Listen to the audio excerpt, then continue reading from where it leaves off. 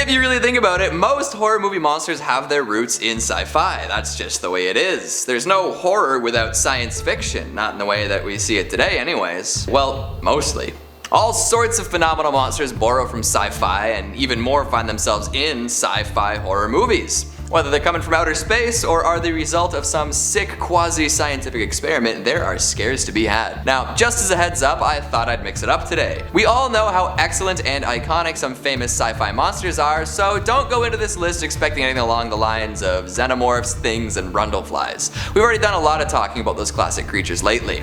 And with that, let's get to it. Hello horror heads, and welcome back to the scariest channel on YouTube, Top 5 Scary Videos. I'm your horror host, Keegan Hughes, and today we're gonna take a look at the top 5 sci-fi horror movie monsters. If you like hearing about these scariest of spookies, make sure to check out our top 5 scary creatures playlist right over here. Phenomenal! Let's begin. Coming in at number 5, we've got the Killer Klowns from Killer Klowns from Outer Space. What other insane space aliens have their own rock and roll theme song? That alone is enough to place the cult classic Klowns on this list, and the huge tune is only the beginning. The Klowns are some of the most imaginative, ridiculous, and all-around fun monsters to ever grace the big screen. You can tell the directors of Killer Klowns, the Chiodo brothers, started their careers in special effects.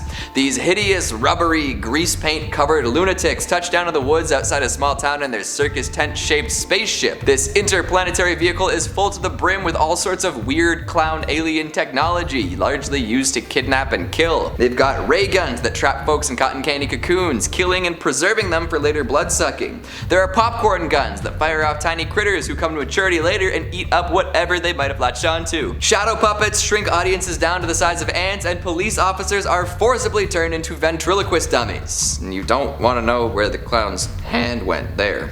Oh boy. Killer Klowns are beyond creepy. They've got terrible, misshapen, oversized heads and permanent clown grease paint. Just looking at one is enough to make me feel oogie for the rest of the day. And then there's the Clownzilla, the towering monstrosity, big enough to crush an ice cream truck with its bare hands. Oh, and did I mention they explode if you hit them on the nose? Yeah, that's dangerous. A cult classic through and through, Killer Klowns from Outer Space introduced the world of some of the most iconic and upsetting sci-fi monsters of all time. Coming in at number 4, we've got the Creeps from Night of the Creeps. The cold open from Night of the Creeps is so out of the blue it's almost comedic. Well, maybe it is comedic. Either way, we meet some freaky alien dudes who seem to be having a major disagreement. One manages to escape the others and fires a tube of unknown material off towards Earth. When it touches down, we learn that there are some horrid little slugs in there, ones that'll turn humans into zombie-like lunatics by jumping into their mouths. Uh-oh. These things are nasty. They slither around at top speeds, flying into any open orifice they can find, and once they're in, they're in. They will reproduce within their host and eventually go slithering around for more folks to infest. They can even reanimate corpses. Creeps manage to wiggle their way into the body of a long-dead axe murderer and use that creepy corpse to re-traumatize a local cop with a rough past. And they're smart too. If presented with the opportunity, creeps will control some zombie bodies while also looking for new folks to take over. This makes it real hard to avoid infections.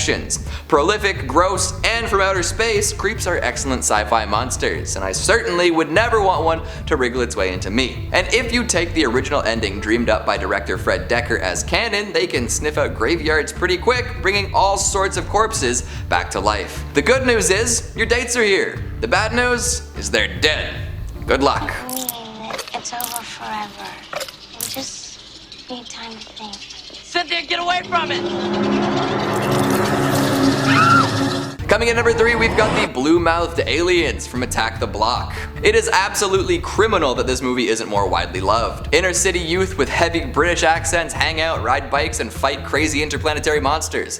What could be better? Of all the John Boyega sci-fi movies, this is the one people should be watching. Sorry, new Star Wars. Attack the Block is a sci-fi horror produced by the same folks behind Shaun of the Dead and Hot Fuzz. It's destined for greatness. And while it's skewed towards more of a flick that's safe for the whole family, it's definitely jam-packed with tense and scary moments. Plus, the monsters are the best. These aliens just look so cool. Hi, Buff. There's nothing. Oh, shit!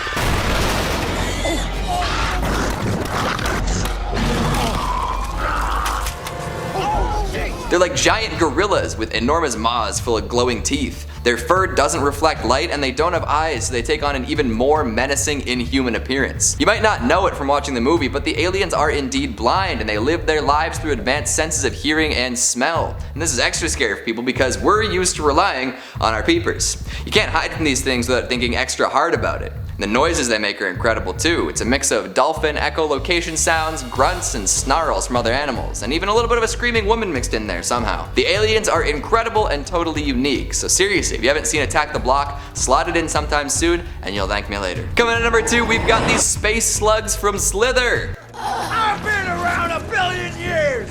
You think you can f with me? Yep. These slimy space slugs from Slither are a perfect example of a sci-fi movie monster. They descend from the cosmos in a weird goopy meteor, crawl into local double-named moneybags Grant, and begin causing untold chaos in the little town of Wheelsey. At first, it's no big deal. Grant abducts a woman and transforms her into a breeder for alien larvae, but it doesn't seem so bad, or does it? The space slugs in Slither make the creeps look like slackers, no offense to the creeps. After making the breeder woman balloon up to the size of half a barn by filling her with little slug babies, the slugs also transform Grant into a hideous abomination straight out of a Lovecraftian nightmare. I'm just now putting this all together, but this movie's definitely a reinterpretation of the Dunwich Horror. Awesome. So here, look at the balloon woman and tell me that that's not gonna haunt your dreams for ages. Then consider the constantly deteriorating appearance and sanity of Grant. Even after whipping people in half with tentacles and infecting half the town, he hasn't had enough. Grant eventually creates a disgusting nest in his home in the hills, filling rooms with chaotic flesh and nasty tendrils. These space slugs are hungry for more and will do whatever they can to bring more fresh meat in. This is a seriously whacked out movie and it's hard to think of one that goes harder than this. The finale is so bonkers, I'm just not even gonna talk about it. Just go see this and never take a bath again. Although I suppose Wes Craven can take credit for making people really afraid of their tubs first. And coming in at number 1, we've got the creatures from the void. It makes sense that the creatures in this movie are named the way they are. See, the Void is the ultimate homage to 80s horror. The folks behind it wanted to make something with retro blood in its veins and worked really hard to achieve that result. They ran a crowdfunding campaign for their creature effects and the results are mesmerizing.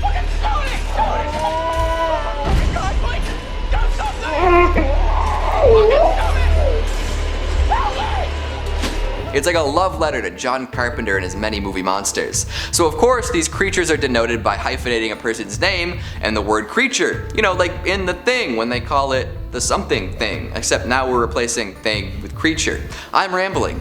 When folks get taken over by the Eldritch Horror, they become the Beverly Creature or the Sarah Creature, and they also become absolutely jaw-droppingly horrifying. The Creature Fund was put to fantastic use here. Greasy, slimy, pulsating, screaming, shambling horrors await, all done up in the finest of practical effects. It's magical, really. And once you get past the effects, you realize the story behind the creatures is just as terrifying. A barn full of kidnapped addicts forced to be cultists, a doctor desperately clinging to the memory of his dead wife, a young woman lured into a sinister plot to birth something horrible, a portal to another world much darker and more sinister than our own. Don't go outside, white-robed cultists are waiting with weapons, so do your best to stay in a safe place while inside, although don't get chained to a hospital bed for the safety of others, because then you'll really be in trouble.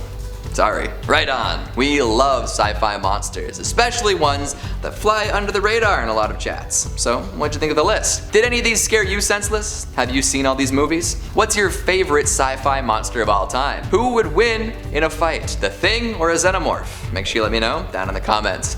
Speaking of comments, let's take a look at some of your giddier ones from the top 5 best horror movie monsters. Olivia Ann Hall says, my aunt was the script supervisor for It Follows. So cool you featured it and glad you liked it. That is wicked! Tell your aunt that she did a great job. I love that flick. The Kilted Yaxman 1 says Russell's luxurious hair in The Thing deserves as much credit as the fantastic practical FX. Oh, well that's just a given. That voluminous mane was the real star of any movie it showed up in. Mikey12 says, despite Friday the 13th being my favorite horror movie growing up, my favorite horror movie monster is a Xenomorph. What can I say? I'm a sci-fi lover. 2 classics right there. Do you think Jason could take on a Xenomorph? The Revenant says nothing beats this on a cold, dark, rainy day. Especially if you marathon all the movies right after watching the video. And Low Bean says, I'm all about The Fly. I mean, Jeff Goldblum.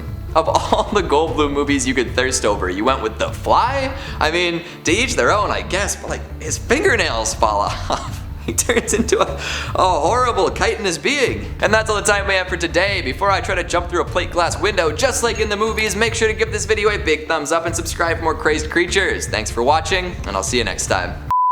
If you really think about it, most monster I haven't done like a scripted video in 24 hours. It's all been reactions.